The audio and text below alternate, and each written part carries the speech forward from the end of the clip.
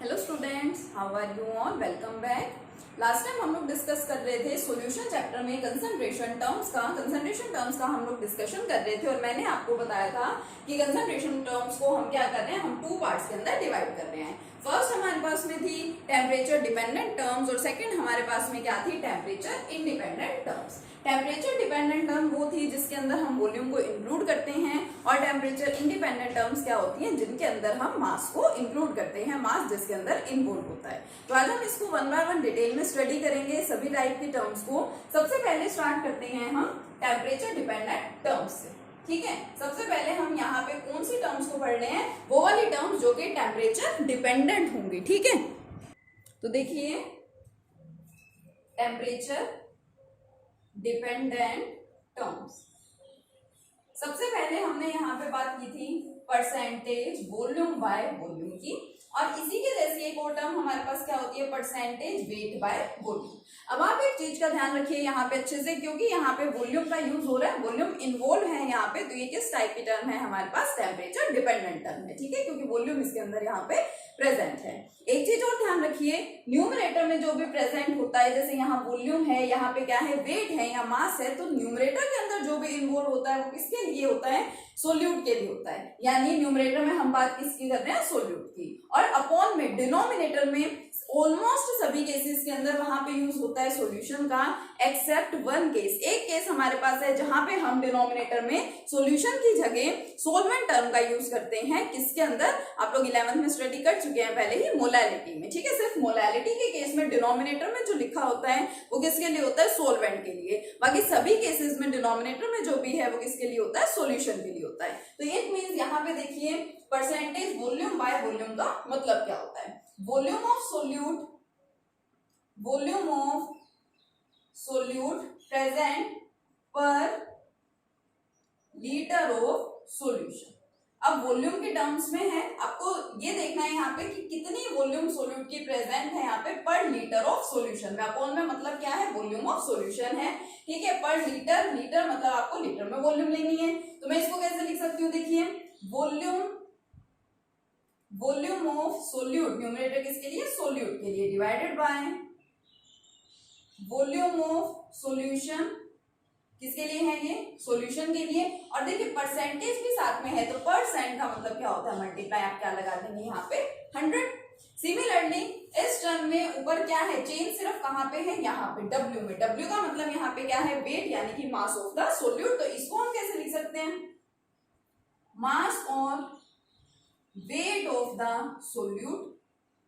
ठीक है, divided by वही है वॉल्यूम, किसके लिए, सॉल्यूशन के लिए, वॉल्यूम ऑफ सॉल्यूशन। और ये वॉल्यूम भी किसके अंदर होगी, लीटर में। ठीक है, वॉल्यूम किसके अंदर है, यहाँ पे लीटर में। लीटर का मतलब हो गया डेसीमीटर क्यूब। ठीक है, परसेंट मतलब मल्टीप्लाई क्या है, 100 है।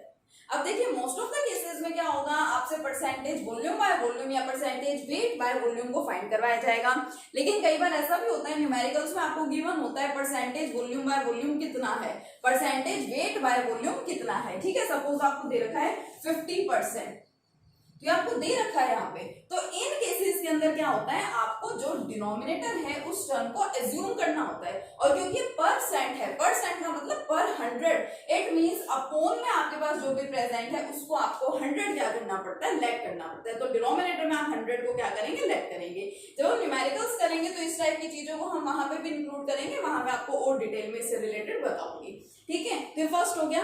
इसी से रिलेटेड एक और टर्म हमारे पास वेट बाय वेट भी होती है, लेकिन उसको हम यहाँ पे डिस्कस नहीं करेंगे क्योंकि वो क्या है, that is the temperature independent term. यहाँ क्या कर रहे हैं हम, here we are discussing about the temperature dependent terms. ठीक है, तो ये आपके पास दो टर्म्स हो गई।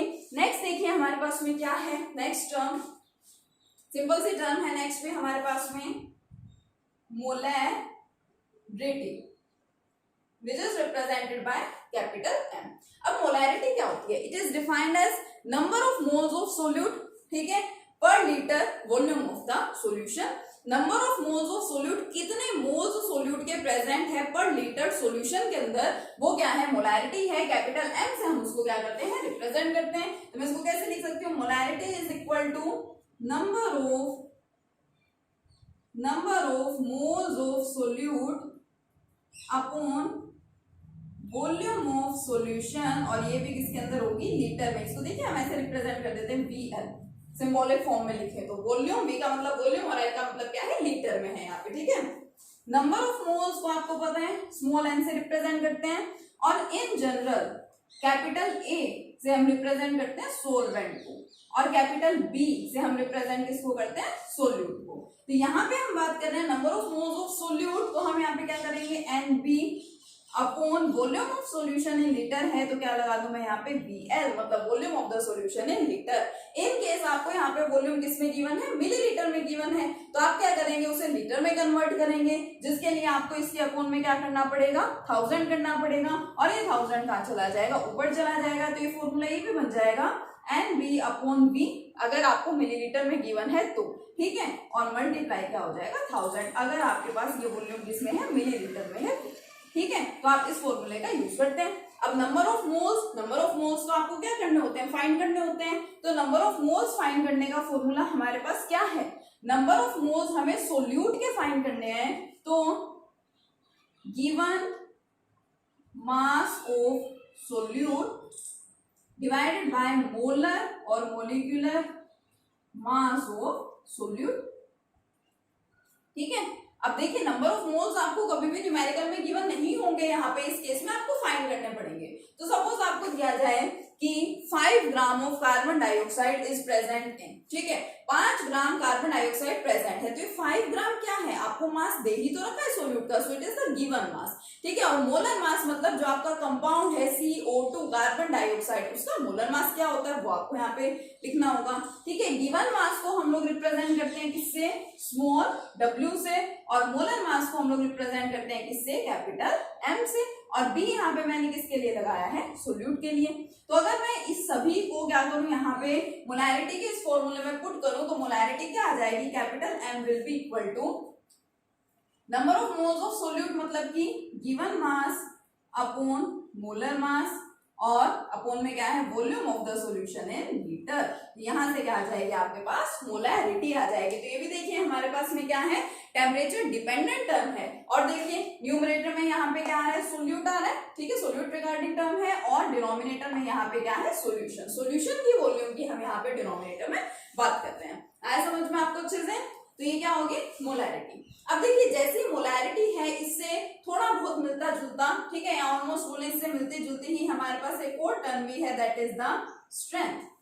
स्ट्रेंथ के अंदर क्या होता है, स्ट्रेंथ में और मोलैरिटी में एक ही डिफरेंस है, अपॉन में तो दोनों में वॉल्यूम ऑफ द सॉल्यूशन ही आता है, और वो भी लीटर में ही होता है। न्यूमरेटर में मोलैरिटी के केस में क्या है, number of moles of solute, लेकिन यहाँ स्ट्रेंथ के केस में क्या होता है, मास ऑफ सोल्यूट, जो मास आपको सोल्यूट का दे रखा होगा, मास of the solute divided by volume of the solution in litre.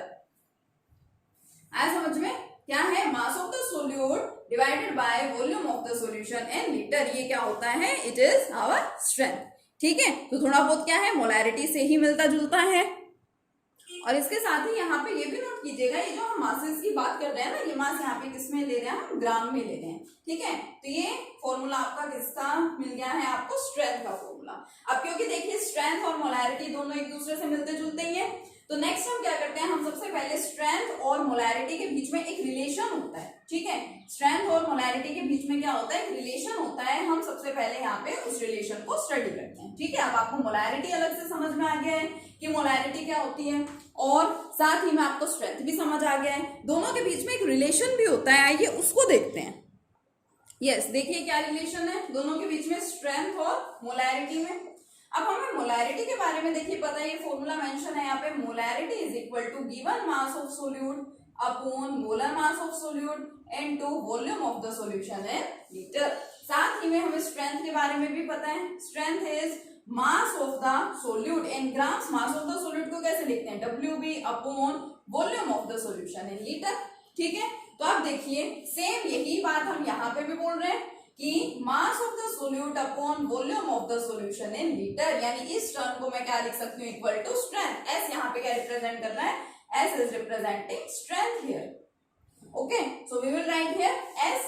तो देखिए कैपिटल M मतलब कि मोलैरिटी इक्वल टू, इसकी जगह मैंने लिख दिया strength upon molar mass. So it is the relation between molarity and strength. Molarity में और स्ट्रेंथ में क्या है, रिलेशन है। आप इसको ऐसे भी लिखना चाहें तो ऐसे भी लिख सकते हैं, क्रॉस कर दीजिए दोनों को। Strength will be equal to M into MV। S क्या है यहाँ पे, स्ट्रेंथ है। कैपिटल M का मतलब क्या है इधर, मोलैरिटी, एंड MB का मतलब आपको अच्छे से पता है, it is the molar mass of solute. जो भी हमारा सोल्यूट है उस सोल्यूट का क्या है, ये मोलर मास है। तो ये काफी इंपॉर्टेंट है, relation between strength and molarity. ठीक है, मैंने कल आपको बताया भी था कि आपको मैंने यहाँ पे दो पार्ट्स में डिवाइड कर दिया था आपके लिए कंसंट्रेशन टर्म्स को। एक कॉलम में तो क्या थी, टेम्परेचर डिपेंडेंट टर्म्स थी, दूसरे कॉलम में क्या थी, टेम्परेचर इंडिपेंडेंट टर्म्स थी। तो मैंने आपसे ये बात भी की थी कि हम एक कॉलम के टर्म्स को दूसरे कॉलम में भी कन्वर्ट कर सकते हैं, या सेम कॉलम के अंदर भी हम क्या कर सकते हैं, कन्वर्जन कर सकते हैं। तो देखिए जो स्ट्रेंथ है और जो मोलैरिटी है वो तो सेम कॉलम में थे ना, टेम्परेचर डिपेंडेंट टर्म्स है दोनों। तो इन दोनों को अगर आपको इंटर कन्वर्ट करना है, दोनों में आपको कुछ रिलेशन फाइंड आउट करना है, तो ये रिलेशन आता है दोनों में, strength is equal to molarity into molar mass of the solute. ठीक है, तो इतनी टर्म्स आई होप आपको अच्छे से समझ आ गई होंगी। Percentage volume by volume, percentage weight by volume, ठीक है, मोलैरिटी एंड स्ट्रेंथ। और उसके बाद क्या पढ़ा हमने, relation between molarity and strength, which was very easy. Okay, yes, next term की बात कर लेते हैं। यहाँ पे नेक्स्ट टर्म क्या है हमारे पास, नॉर्मैलिटी है, which is represented by capital N. लेकिन अब इसको डिफाइन कैसे करते हैं, देखिए normality it is equal to number of gram equivalent, ठीक है, number of gram equivalent divided by volume of the solution in litre.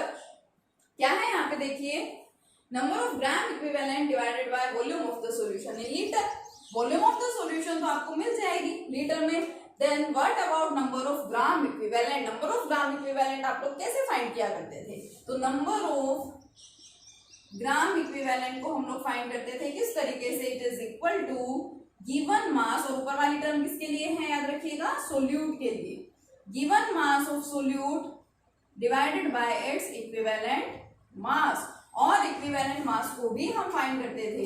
देखिए 11th में जो हम पढ़ते थे और 12th में जो पढ़ते हैं, है तो कंसंट्रेशन टर्म सिमिलर, लेकिन यहाँ पे हम उसको थोड़ा सा और एक्सटेंड करते हुए चलते हैं, थोड़ा सा और इलेबोरेट करते हैं। तो देखिए यहाँ पे हम इक्विवेलेंट मास को क्या लिखेंगे, मोलर मास, और याद कीजिए 11th में हम सिंपल सा यहाँ पे बोल देते हैं एसिडिटी और बेसिसिटी अपोन में। ठीक है, यहाँ पे मैं उसकी जगह मेंशन करूंगी एन फैक्टर। ठीक है, now what is this N factor, इसको समझना हमारे लिए बहुत जरूरी है, क्योंकि बहुत से डिफरेंट कॉम्पिटिटिव एग्जाम्स में तो बकायदा आपसे एन फैक्टर के क्वेश्चन पूछे जाते हैं कि ये पर्टिकुलर ऑक्सीडाइजिंग एजेंट है, इसका एन फैक्टर क्या होगा, ये पर्टिकुलर एसिड है हमारे पास, इसका एन फैक्टर क्या होगा। तो एसिड्स के लिए, बेसिस के लिए, आयनिक सॉल्ट्स के लिए, और साथ में ऑक्सीडाइजिंग या रिड्यूसिंग एजेंट जो हमारे पास है, उन सभी के लिए हम क्या कर सकते हैं, एन फैक्टर फाइंड कर सकते हैं। तो ये एन फैक्टर क्या होता है, इसको फाइंड कैसे किया जाता है, ये मैं आपको बताती हूँ, लेकिन उससे पहले हम इन सभी फॉर्मूलाज को कंबाइन करके देते हैं यहाँ पे।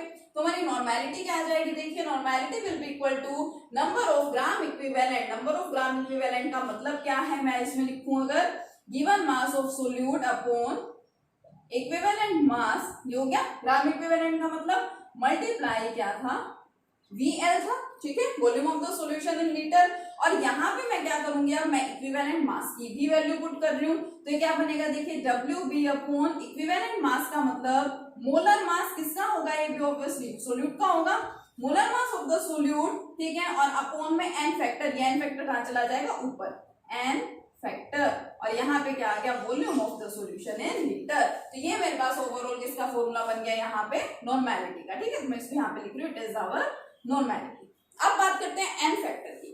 तो एन फैक्टर एक्चुअल में एसिडिटी और बेसिसिटी जो हम स्टडी करते थे वही होता है, ठीक है, लेकिन क्योंकि ये सिर्फ एसिड्स और बेसिस के लिए नहीं होता है, ये आयनिक सब्सटेंसेस, आयनिक कंपाउंड्स और आयनिक सॉल्ट्स के लिए भी हैं, ऑक्सीडाइजिंग एंड रिड्यूसिंग एजेंट्स के लिए भी है। तो अगर मान लीजिए मैं आपको कहूं कि आपको बताना है KMnO4, काफी इंपॉर्टेंट, जो कि हमारा ऑक्सीडाइजिंग एजेंट है, लैब्स में भी हमारे पास अवेलेबल होता है, हम लोग इससे रिगार्डिंग टाइट्रेशंस भी करते हैं, ठीक है, तो काफी पावरफुल ऑक्सीडाइजिंग एजेंट है।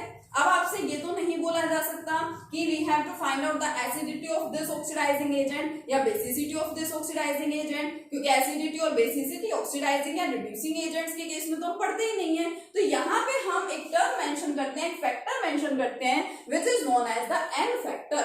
अब हम डिस्कस करते हैं कि एन फैक्टर ये जो है कि एसिड्स के लिए क्या है, कैसे फाइंड करते हैं, बेसिस के लिए क्या है, आयनिक कंपाउंड्स या आयनिक सब्सटेंसेस के लिए क्या है, और इसके साथ साथ ऑक्सीडाइजिंग या रिड्यूसिंग एजेंट्स के लिए क्या है। देखो अगर मैं यहाँ पे बात करूं एन फैक्टर की फॉर एसिड्स, तो किसी भी एसिड के लिए एन फैक्टर क्या होता है। अब एसिड्स में, सभी एसिड्स में कॉमन क्या है कि वो हाइड्रोजन आयन डोनेट करते हैं और acids contain H positive ion. तो एसिड्स के एन फैक्टर का मतलब यही होता है the number of H positive ions given by number of H positive ions given by N acid. कोई भी एसिड कितने H पॉजिटिव आयन को देती है, कितने H पॉजिटिव आयंस को डोनेट करती है, वो क्या होता है एसिड्स का एन फैक्टर। एग्जांपल के लिए मैं अगर आपको बोलूं कि HCl है, एसिड है मेरे पास, हाइड्रोजन क्लोराइड हाइड्रोक्लोरिक एसिड है, इसके लिए we have to find out the value of N factor. तो देखिए एक्वस सॉल्यूशन में इसको क्या करेंगे, डिसोसिएट कराएंगे, तो क्या बनेगा ये H positive plus Cl negative. कितने H पॉजिटिव प्रोवाइड कर रहा है ये, 1, only 1। So for this N factor is equal to how much, 1। ठीक है, मैं बात करूं यहाँ पे सल्फ्यूरिक एसिड की H2SO4, तो H2SO4 के डिसोसिएशन से मुझे क्या मिलेगा, H पॉजिटिव तो मिलेगा ही, प्लस सल्फेट आयंस भी मिलेंगे, लेकिन हाइड्रोजन कितने हैं, 2 हैं। तो ये कितने H पॉजिटिव आयन दे रहा है, 2 H पॉजिटिव। सिंपल सी बात है, जितने हाइड्रोजन एसिड के पास प्रेजेंट होंगे वो उतने ही तो H पॉजिटिव आयन को क्या कर पाएगा, डोनेट कर पाएगा। तो इसके पास 2 हाइड्रोजन है, 2 H पॉजिटिव आयन देगा। So for sulphuric acid the value of N factor is equal to 2। ठीक है, इस तरह से हम एन फैक्टर्स फाइंड करके पुट कर देंगे फॉर्मूले में। अगर मैं बात करूं नेक्स्ट बेसिस की, ठीक है, फॉर बेसिस, अगर मुझे बेसिस के लिए एन फैक्टर फाइंड करना है तो क्या होगा, बेसिस में कॉमन क्या होता है, OH नेगेटिव आयन। ठीक है, तो इसका मतलब the number of OH negative ions, the number of OH negative ions given by A base. कोई भी बेस कितने OH नेगेटिव आयंस को डोनेट करता है, दे देता है, वो क्या होगा, उसका बेस का एन फैक्टर होगा। For example sodium hydroxide, sodium hydroxide का आप डिसोसिएशन कराएंगे तो क्या बनेगा, Na positive plus OH negative. कितने OH नेगेटिव आयन डोनेट कर रहा है, ये ओनली 1। तो NaOH के लिए एन फैक्टर की वैल्यू मुझे यहाँ से क्या मिल गई है, 1। ठीक है, सपोज मेरे पास है एल्यूमिनियम हाइड्रोक्साइड बेस AlOH, तो यहाँ पे भी जितने हाइड्रोक्साइड इसके पास प्रेजेंट है, जितने हाइड्रोक्सिल ग्रुप प्रेजेंट है, उतने ही हाइड्रोक्साइड आयन ये क्या करेगा, डोनेट करेगा। तो इस बेस के लिए एन फैक्टर की वैल्यू कितनी हो जाएगी, यहाँ पे 3।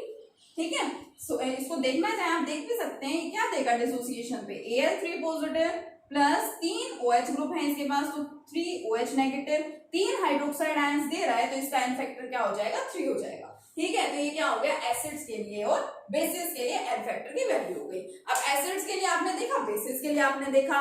अब अगर मैं मान लीजिए यहाँ बात करूं फॉर आयनिक सोल्ट्स या फॉर आयनिक कंपाउंड्स बोल दूं जनरली, ठीक है, और मैं एग्जांपल ले लूं यहाँ पे NaCl।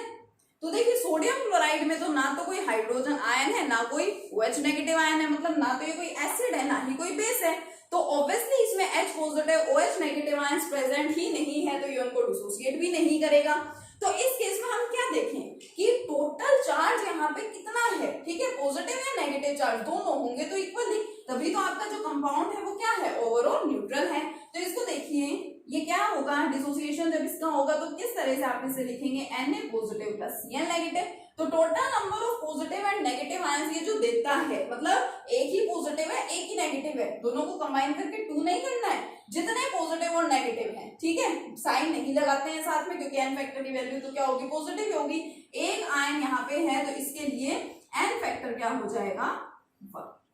ठीक है, मैं बात करूं यहाँ पे किसकी, MgCl2 की। इसका जब आप डिसोसिएशन कराते हैं तो आपको क्या मिलता है, Mg2 पॉजिटिव प्लस 2 यहाँ पे क्लोरीन है, तो क्या मिलेंगे, 2 क्लोराइड आयंस। तो चाहे आप पॉजिटिव को देख लीजिए, चाहे आप नेगेटिव को देख लीजिए, टोटल आयंस आपको कितने मिल रहे हैं, कितने आयंस दे रहा है, 2 आयन दे रहा है। तो इसके लिए एन फैक्टर की वैल्यू क्या हो जाएगी, 2 हो जाएगी। ठीक है, तो आप आयनिक कंपाउंड कंपाउंड्स के लिए ये लिख सकते हैं, द नंबर ऑफ पॉजिटिव और negative ions given by compound. जिस कंपाउंड की हम बात कर रहे हैं वो कंपाउंड कितने पॉजिटिव और नेगेटिव आयंस डिसोसिएट करने पर दे रहा है, उसे क्या बोला जाएगा, उसका एन फैक्टर बोला जाएगा। ठीक है, आए समझ में यहां तक?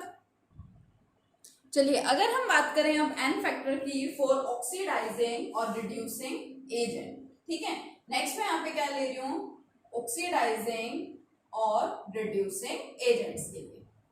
ठीक है, अब देखिए ऑक्सीडाइजिंग एंड रिड्यूसिंग एजेंट्स में क्या होता है, आप लोग इलेक्ट्रॉन ट्रांसफर्स के बारे में स्टडी करते हैं, कितने इलेक्ट्रॉन का यहाँ पे ट्रांसफर हुआ है, चार्जेस आप देखते हैं, लेफ्ट साइड में कुछ और चार्ज है, रिएक्टेंट साइड में प्रोडक्ट में जाके कुछ और चार्ज हो गया तो बढ़ गया चार्ज या फिर घट गया, ऑक्सीडेशन एंड रिडक्शन के टर्म्स में आप लोग स्टडी करते थे रेडॉक्स रिएक्शन में।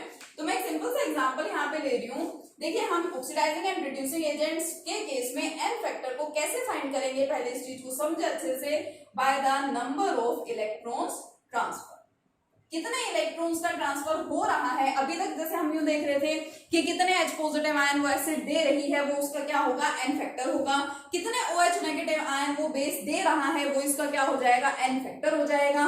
ठीक है, कितने पॉजिटिव या नेगेटिव आयन एक पर्टिकुलर आयनिक कंपाउंड प्रोवाइड कर रहा है, वो उस केस में एन फैक्टर है। और ऑक्सीडाइजिंग एंड रिड्यूसिंग एजेंट के केस में क्या है, कितने इलेक्ट्रॉन्स वहां पे ट्रांसफर हुए हैं, ठीक है, वो क्या हो जाएगा, उसका एन फैक्टर हो जाएगा। मैं देखिए यहाँ पे एग्जांपल ले रही हूँ आपके पास, हमारे मोस्ट इंपोर्टेंट ऑक्सीडाइजिंग एजेंट का विच इज KMnO4। ठीक है, KMnO4 की हम यहाँ पे बात करते हैं। तो अगर मैं यहाँ पे देखिए बात करूं KMnO4 की, KMnO4 अगर मैं ले रही हूँ एसिडिक मीडियम में, मीडियम में एसिडिक ले रही हूँ और इसके अंदर कुछ चेंजेस करवा रही हूँ, ठीक है, तीन चीजें हो सकती हैं, या तो एसिडिक मीडियम ले लूं, या बेसिक मीडियम ले लूं, या फिर कैसा मीडियम ले लूं, न्यूट्रल मीडियम ले लूं। तीनों केसेस में यहाँ पे अलग अलग कन्वर्जन होते हैं। जो KMnO4 है हमारा, ठीक है, पोटेशियम परमैंगनेट, वो क्या होता है, एसिडिक मीडियम के अंदर कन्वर्ट हो जाता है Mn2 पॉजिटिव में। इसको आपको याद रखना है, रेडॉक्स रिएक्शन में भी आप लोग इसको स्टडी करते हैं, और जो हम D and F block elements chapter भी स्टडी करेंगे उसके अंदर भी आपको इस टाइप के कन्वर्जन को ध्यान रखना है। ठीक है, रेडॉक्स रिएक्शन में भी हम इस टाइप के कन्वर्जन देखा करते थे। तो जो पोटेशियम परमैंगनेट है वो एसिडिक मीडियम में हमेशा कन्वर्ट हो जाता है Mn2 पॉजिटिव में, बेसिक मीडियम में वो कन्वर्ट होता है K2MnO4। ये पोटेशियम परमैंगनेट है और ये क्या है, पोटेशियम मैग्नेट। और न्यूट्रल मीडियम अगर है तो उसके अंदर ये कन्वर्ट किसमें हो जाता है, MnO2 में। ये तीनों चीजें आपको अच्छे से ध्यान रखनी है। तो अब आप बोलेंगे कि इसके अंदर तो हम कन्वर्जन पढ़ लें, इलेक्ट्रॉन ट्रांसफर हम कहां से देखेंगे और एन फैक्टर हम कैसे फाइंड करेंगे। तो देखिए यहाँ पे मैग्नीज इन्वॉल्व हो रहा है, ठीक है, तो हम मैग्नीज की ऑक्सीडेशन स्टेट की यहाँ पे बात करते हैं। अगर मैं यहाँ से मैग्नीज की ऑक्सीडेशन स्टेट फाइंड करना चाहूँ KMnO4 में, तो ये मैं यहाँ पे जस्ट एक रिवाइज करा देती हूँ आपको। ऑक्सीडेशन स्टेट हम लोग कैसे फाइंड करते थे, जिसकी ऑक्सीडेशन स्टेट हमें फाइंड करनी है उसको हम लोग एक्स लेट करते थे। पोटेशियम पे चार्ज कितना होता है, +1, तो +1 प्लस इसके लिए x, और सिंगल ऑक्सीजन एटम पे चार्ज कितना होता है, -2। 4 ऑक्सीजन एटम्स है तो कितना हो जाएगा, -8। So x will comes out to be equal to +7। तो यहाँ पे मैग्नीज का ऑक्सीडेशन नंबर क्या है, देखिए +7 है। अब एसिडिक मीडियम में वो +7 से कन्वर्ट हो गया +2 में, ठीक है, ऑक्सीडेशन नंबर डिक्रीज हो गया, यानी क्या हो गया, रिडक्शन हो गया। तो कितने इलेक्ट्रॉन्स का यहाँ पे ट्रांसफर हुआ है, देखिए +7 से +2 हो गया, तो 5 इलेक्ट्रॉन्स का यहाँ पे क्या हुआ है, ट्रांसफर हुआ है। तो एन फैक्टर KMnO4 का एसिडिक मीडियम में क्या आता है, 5 आता है। ठीक है, इसको ध्यान रखना है आपको अच्छे से। आपसे सीधा एक नंबर में पूछ लिया जाता है कि what is the value of N factor for KMnO4 in acidic medium. So what is the value of N factor, here is 5। ठीक है, इसकी बात करें बेसिक मीडियम की, तो ये तो क्या है, +7 है। ठीक है, यहाँ इसमें अगर हमको फाइंड करना है, इधर तो देखिए ऊपर चार्ज दे रखा था, वही इसका ऑक्सीडेशन नंबर होता है। यहाँ अगर हमें K2MnO4 के केस में ऑक्सीडेशन नंबर फाइंड करना है मैग्नीज का, तो क्या हो जाएगा, देखिए ये +2 + x -8 = 0, x +6, यहाँ आ रहा है +6। अब +7 से +6 सिर्फ एक ही तो इलेक्ट्रॉन का ट्रांसफर हुआ है, तो इस केस में एन फैक्टर हमारा क्या हो जाएगा, 1। ठीक है, और अगर बात करें हम न्यूट्रल मीडियम की, तो न्यूट्रल मीडियम में देखिए अगर आपको फाइंड करना है मैग्नीज का ऑक्सीडेशन नंबर, तो MnO2 x -4 = 0, x +4, यहाँ पे कितना हो गया, +4। प्लस 7 से प्लस 4, कितने इलेक्ट्रॉन्स का ट्रांसफर हुआ है यहाँ पे? 3 इलेक्ट्रॉन्स का, तो इसका एन फैक्टर क्या हो जाएगा यहाँ पे? 3 हो जाएगा। आया समझ में? तो इस तरह से हम क्या करते हैं, ऑक्सीडाइजिंग एंड रिड्यूसिंग एजेंट्स के लिए भी एन फैक्टर को फाइंड करते हैं। अब देखिए एक और मोस्ट इंपोर्टेंट टॉपिक है हमारे पास में, जिस तरह से हमने रिलेशन स्टडी किया है स्ट्रेंथ और मोलैरिटी के बीच में, उससे रिलेटेड न्यूमेरिकल भी पूछे जा सकते हैं। बट आप लोग न्यूमेरिकल्स देखेंगे जहां पे नॉर्मैलिटी में और मोलैरिटी में, इन दोनों टर्म्स के अंदर काफी रिलेशन होता है इन दोनों टर्म्स के अंदर, और इससे रिलेटेड काफी सारे आपसे क्वेश्चंस भी पूछे जाते हैं। तो हम क्या करेंगे, हम रिलेशन डिराइव करेंगे बिटवीन नॉर्मैलिटी एंड मोलैरिटी। देखो क्या करेंगे, अब हम लोग रिलेशन डिराइव करेंगे बिटवीन नॉर्मैलिटी एंड मोलैरिटी। ठीक है, देखिए नॉर्मैलिटी हमने क्या स्टडी किया है, normality is number of gram equivalent upon number of gram equivalent of solute upon volume of the solution in litre. Number of gram equivalent क्या था, मास of the solute upon equivalent मास, और equivalent mass क्या था, molar mass of the solute और N factor लिख सकते हो मैं इसको ऐसे, और volume of the solution in litre. ठीक है, ये मेरे पास क्या आ गई, नॉर्मैलिटी आ गई। अब हम रिलेशन पढ़ रहे हैं बिटवीन नॉर्मैलिटी एंड मोलैरिटी। तो देखिए मोलैरिटी क्या था हमारा, मोलैरिटी था number of moles of solute यानी given mass of solute upon molar mass of the solute into volume of the solution in litre. क्या आपको दोनों में कुछ सिमिलैरिटी दिख रही है? मुझे तो दिख रही है। क्या है देखिए बच्चों, this given mass upon molar mass जो volume of the solution in litre, it is equal to our molarity. ठीक है, तो क्या हो जाएगा ये देखिए, n is equal to m into N factor. ठीक है, क्या है ये हमारी n is normality, so normality is equal to molarity into N factor. तो आपको कोई भी सब्सटेंस गिवन है, एन फैक्टर तो आप फाइंड कर सकते हैं। कैसे फाइंड करेंगे मैंने आपको बताया। ठीक है, मोलैरिटी आपको गिवन है और नॉर्मैलिटी फाइंड करवाई जाए तो आप फाइंड कर सकते हैं। नॉर्मैलिटी आपको गिवन है, मोलैरिटी फाइंड करवाए तो आप मोलैरिटी भी फाइंड कर सकते हैं। So it is very important relation. ठीक है, तो ये क्या हो गया, आप इस तरह से फाइंड कर सकते हैं नॉर्मैलिटी एंड मोलैरिटी। ठीक है, इसके साथ एक छोटी सी टर्म और होती है फॉर्मेलिटी। फॉर्मेलिटी और मोलैरिटी दोनों सेम सी हैं। फॉर्मेलिटी को आप लोग यहाँ पे फर्स्ट टाइम स्टडी कर रहे हैं। फॉर्मेलिटी के अंदर यहाँ पे क्या होता है देखिए, जिस तरह से आप मोलैरिटी में कोई भी पर्टिकुलर सब्सटेंस लेके चलते हैं, ठीक है, मोलर मास की बात करते हैं, फॉर्मेलिटी में सिर्फ एक चेंज होता है, आप मोलर मास की जगह एक चेंज करते हैं, उसके अंदर सिर्फ क्या मेंशन करते हैं, उसकी जगह फॉर्मूला मास। जो आपको फॉर्मूला गिवन है उसका आप लोग यहाँ पे क्या करते हैं, मास मेंशन करते हैं। ठीक है, नेक्स्ट लेक्चर में हम क्या करेंगे, उसको कंटिन्यू करेंगे। तब तक आप इन सभी कंसंट्रेशन टर्म्स को बहुत अच्छे से बहुत डिटेल में स्टडी करेंगे, ताकि जब हम लोग इसके न्यूमेरिकल्स करें तो आपको कोई भी प्रॉब्लम ना आए। ठीक है, जिन जिन में मैंने आपको रिलेशन बताया है, लाइक स्ट्रेंथ एंड मोलैरिटी के बीच में बताया, नॉर्मैलिटी एंड मोलैरिटी के बीच में बताया, एन फैक्टर कैसे फाइंड करते हैं ये आपको बता दिया, तो इनको आप बहुत अच्छे से स्टडी कीजिए। ठीक है, इनको साथ साथ में स्टडी कर लेंगे तो बहुत अच्छा है आपके लिए, नहीं तो बाद में ये सारे क्या हो जाते हैं, मिक्सअप हो जाते हैं। ठीक है, फिर हमें भी करने में मतलब हमारा मन नहीं करता है फिर उसको स्टडी करने का। ठीक है, तो आप लोग साथ साथ में इसको स्टडी कीजिए। बहुत कम टर्म्स मैंने आपको बताई है, सारे टर्म्स नहीं बताई। अभी तो देखिए हमारे टेम्परेचर डिपेंडेंट टर्म्स ही कंप्लीट नहीं हुई है। फॉर्मेलिटी तो चलिए मोलैरिटी से रिलेटेड है। नेक्स्ट एक और हमारे पास बचा है पीपीएम, पार्ट्स पर मिलियन जो है, उसको हमें स्टडी करना है। उसके बाद पढ़ेंगे हम टेम्परेचर डिपेंडेंट टर्म्स। ठीक है, तो कल के लेक्चर में हमारी ये सारी कंसंट्रेशन टर्म्स क्या हो जाएंगी, कंप्लीट हो जाएंगी। उसके बाद हम लोग डिस्कस करेंगे इसके न्यूमेरिकल्स। Okay, thank you.